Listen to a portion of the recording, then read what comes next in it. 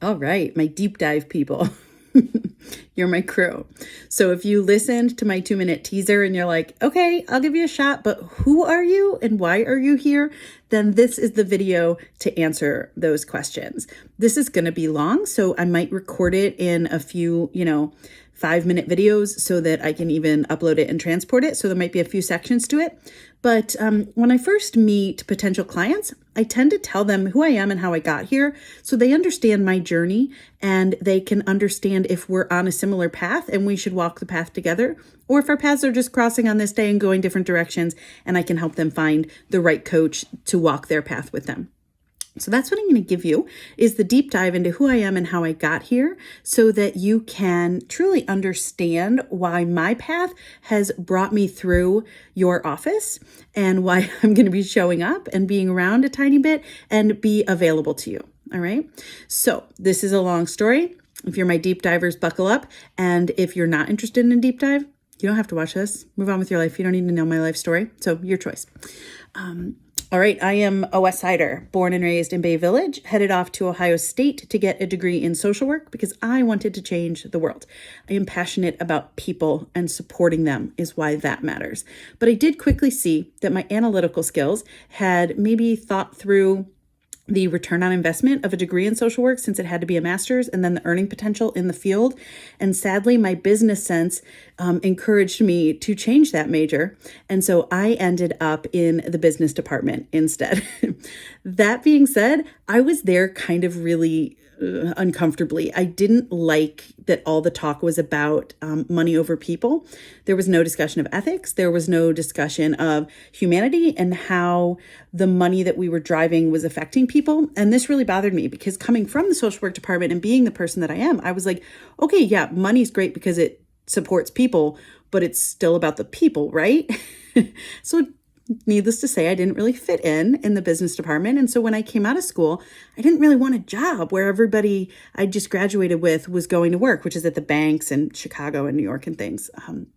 So instead I thought, I guess I'll use this degree for myself. I guess I'll just start my own business. I already taught Highland dance. I had a certification in that. And I thought, I guess I'll open a dance studio. My mother has taught piano my whole life. And so she said, well, I want to do something like that. I'd like to teach outside of my home. So she and I opened a piano and dance studio when I was right out of college, and still have it. Independent Studios is in Westlake, and it's going strong. That's the first business I owned and operated, and everything else has flowed from it. So as I was showing up there every day and building the website, teaching myself HTML, teaching myself Photoshop, using all that time I had as a new young entrepreneur to be scrappy and resourceful about getting ahead, I got the attention of just a handful of the parents that were bringing their students to the studio. At that point, we had ballet, tap, jazz, guitar, voice, drumming. We had ballroom. We had 9 yoga instructors, 3 Pilates instructors. So there were a lot of people through the door every week. So just a number of them, small number, said, oh, who did your business cards, or who put up your website, or one of those questions. And I said, I did it myself. That led to some really unintentional freelance work where people said, oh, okay, I'm not in a rush on this, and I'd like a low price, so maybe I'll work with you.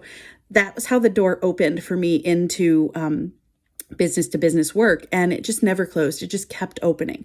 So once I started working with businesses on these low-level freelance projects, keep in mind I was self-taught in these areas, so I was slow, but also really engaged and really motivated to learn and to produce, and just really intrigued by business and how I could support these businesses. I got better and better at it, and they started inviting me to bigger and bigger meetings. I'll never forget the day they said, oh, well, if you can't come in that day, then we'll reschedule it because we can't have this meeting without you. I was like, if I'm just your marketing girl, like, how could you not have the meeting without me? And that's when I started to understand that I had become unintentionally, and over a number of, 5 to 7 years, a small business consultant. From there, I worked intentionally to gain small business consulting work and to support business owners in lowering their expenses, raising their revenue, and making more money by putting in place systems that were sustainable and actually worked for them.